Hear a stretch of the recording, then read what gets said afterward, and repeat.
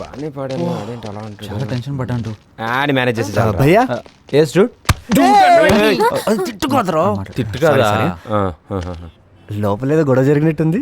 ఏం లేదు ఫ్రెండ్ పెళ్లి కోసం కారుడు తీపనున్నాడా? రైట్ డూడ్ ఆడు పెళ్ళనే అన్నాడు, ఏళ్ళు పెళ్ళనే అంటున్నారు.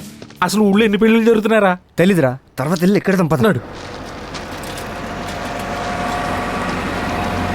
ఆర్టీఓ ఆఫీస్లో ఎంక్వైరీ చేశారా? చేశాం. ఓనర్ పేరు వసూలు రాజా కాదు, పుణ్యమూర్తుల రామకృష్ణ శాస్త్రి. Alias Rocky. ఆడేవాడు డూడ్ వసూల్ రాజా గురించి పూర్తి డీటెయిల్స్ తెలిస్తే గానీ మనం ఏం చేయలేం. ఆడి గురించి ఆలోచించి ఏం చేస్తావు? దాన్ని వేసి దండం పెడతావా? కారు ఎలా కొట్టాలో నేను ఆలోచిస్తుంటే ఆలోచిస్తూ కూర్చుంటే పనులవ్వవు. రిస్క్ అయినా ఏదో ఒకటి చేయాల్సిందే. కరెక్టే, ఏదో ఒకటి చేయండి. ఈ రోజుతో మీ ప్రాబ్లమ్స్ అన్ని తీరిపోవాలి. ఈ ప్రాబ్లమ్స్ అన్ని తీరిపోతే వీళ్ళ చేత అన్ని మాన్పించి తిరుపతి తీసుకొచ్చి గుండు కొట్టిస్తాను స్వామి. తిరుపతి కాదు, అన్నవరం కాదు. నేను దేవుడిని నమ్మను, నాలో ఒకడున్నాడు, నేను వాడిని నమ్ముతాను. మళ్ళీ మొదలు. నైట్కి ఎలాగైనా కారు బయట తీసుకురావాలి. ఫిక్స్. ఈ రోజు రాత్రికి ఎలాగైనా వసూలు రాజుకి బొట్టు పెట్టాల్సిందే.